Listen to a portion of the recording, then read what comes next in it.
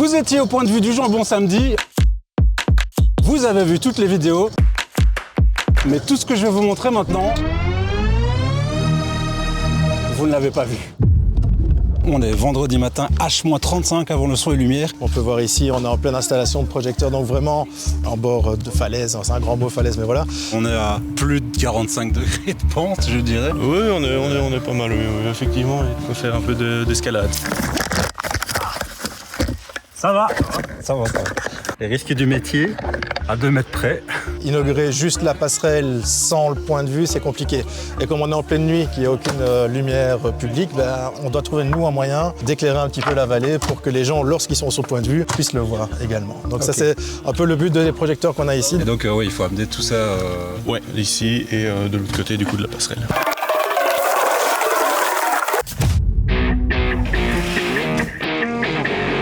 Ce que vous n'avez pas vu non plus, c'est toute la logistique qui est nécessaire pour installer 1500 personnes sur un site escarpé.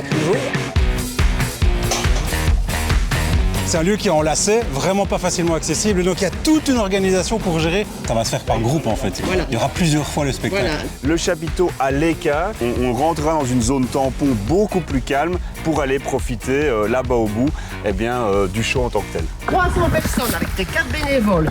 Tu descends, point départ show ici. C'est complètement dingue comme Oui, organisation. mais surtout sur une semaine. Là, disons qu'ici c'est le timing qui était peut-être un petit peu short, mais bon voilà, on va y arriver. Donc on a même de la déco fait main. C'est main, voilà. Il y a des bénévoles qui vont devoir monter, descendre la vallée Oui. à pied. Ils ne connaissent pas encore leur nom. Le challenge, c'est aussi d'amener toutes les personnes avec un timing précis, sachant qu'on est ici dans un moment de détente, mais qu'il faut quand même respecter l'horloge. Ça passe. Ça va, vous en sortez? C'est nickel les nagages.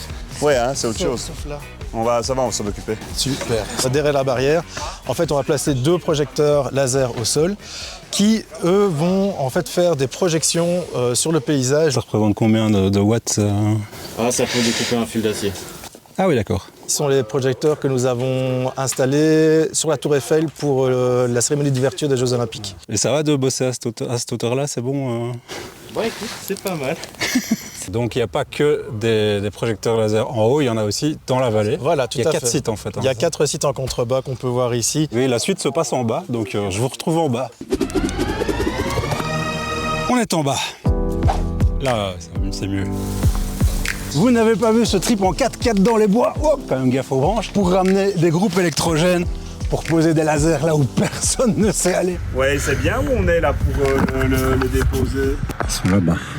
On va envoyer différents faisceaux laser qui vont venir en fait vers les gens. Là tout en haut, sur le point de vue du jambon, à plusieurs centaines de mètres. Ce que vous n'avez pas vu, c'est un bourgmestre en tracteur qui conduit des groupes électrogènes. Ah, il faut savoir tout faire dans les petites communes. Hein. J'arrive, je vais l'accrocher. Maintenant que tu as vu ce que tu n'as pas vu, tu sais pourquoi tu as vu ce que tu as vu. Regardez-moi ça comme c'est beau.